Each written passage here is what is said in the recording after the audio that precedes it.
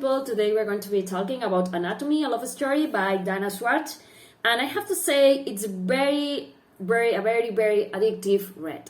I just couldn't put it down. I had to get up very early in the morning and it was very late at night, and I just couldn't close the book. I needed to know what was going to happen. I needed to know how it all will work out. And yeah, this is the first one in a duology. The ending is quite satisfying per se, but also is very cliffhangery, if that makes sense, because you need the second book. I need the second book ASAP. So yeah, I mean, I love it. The plot is amazing, the mystery, the characters, everything is very engaging, as I say, and you just can't stop reading. And yeah, what we are going to be following here are two main characters, Hazel and Jack. Hazel comes from the aristocracy. She lives in a castle, and yeah, it looks like she has everything, has she? Well, the truth is a bit different from what you can perceive as an outsider. And the truth is, she has lost her older brother to the Roman fever. She was also ill, but she recovered, but he didn't. And her mom has been in mourning ever since, and like really pampering her youngest kid and kind of ignoring her. And her dad is away always because he's a member of the Navy. So yeah, he's been mostly alone in the castle, talking with the cook and other servants. And this has allowed her to have this certain freedom to pursue her dream of being a doctor. She has been reading lots of books and she's been doing experiments on her own. And when we meet her in the book, she is ready to take the next step and kind of enroll into a school where she can learn things. But the trouble is, at the time, women weren't accepted at the schools.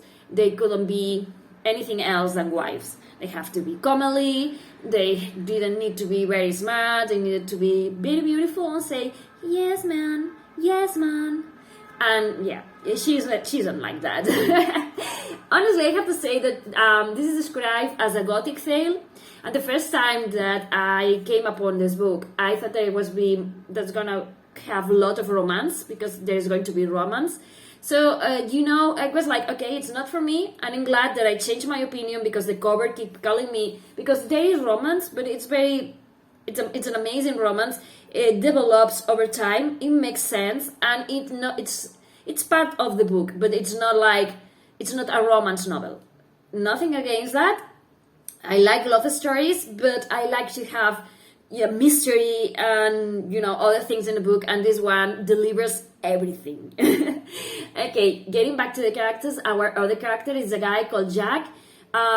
He is poor, and when you have nothing to lose, as he says, you can take any job. And he is what it's called a resurrection man. And this means that they are taking the corpses of people who have died and selling them to doctors and people who make autopsies or use the bodies to learn or to teach or whatever. And it's a very dangerous profession because it's illegal. Because there is this loop in which if you steal only the body but leave behind jewels and clothes and everything, it's not as bad. But yeah, it's not something that you want to be yelling at the top of your lungs that you're doing. And also, it looks like there is some resurrection men are just disappearing. And yeah, at the very beginning of the book, we are going to be following a couple of them, and one of them disappears at the hands of three men. What the hell is going on? And yeah, because this book is going to have lots of mystery, and I don't want to talk very much about the plot because I don't want to spoil anything for you. But let's say that we are going to have these two very different characters meet. One who comes from a position of money, of power, of apparently having it all, and one that comes from a place of poverty, having lost everything. And they're going to meet, and it's amazing how well the relationship works. And how they complete each other, and not also in a love way, but also in a friendship way, how it all began, and how they partner up and why, and everything. I mean, I have to say that I did love that. I also love the criticism that we are going to find in this book about people with power and money being able to abuse those who haven't had all these kind of things. And also, we are going to be learning about the figure of of women, how they weren't expected to be anything else than an accessory for the man, and how they were like kind of objects to be passed along from father to husband, in order to provide for the family, and but seen as nothing more than objects without the ability of saying, I want to be a doctor, or I want to be a teacher, or I want to be my own person. They're like more like, you have to be comely, and you have to be naive, but you have to be desirable, but you can express desire. And yeah, I love how this book reflects about all of this. And there's going to be some parts of it that are very dark is not the word, but I don't know which word I will use, where you have doctors experimenting with real people, and this is everything I'm going to say on the matter, and how people with means abuse those who doesn't have the same means and the same resources. And it's going to be some powerful passages we're going to find here, very, things that are going to be like, oh, wow, I wasn't expecting that. And yeah, I mean, if you like a tale about,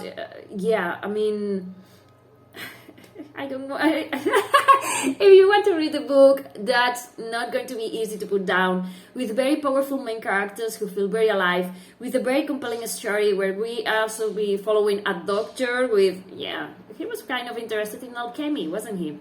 And yeah, I mean, if everything I say has caught your attention, I will recommend that you read the sample, because the sample will make more sense probably than my review, because I'm so hyped up that I don't know if I say anything good in it, because I love this one. I love the plot, and having this woman who wants to defy the odds. She wants to be a doctor. She's going to do everything at her disposal, at her hands, to become a doctor. And I love this guy who has lost everything. He has no money, he has no resources, but he's not willing to go down.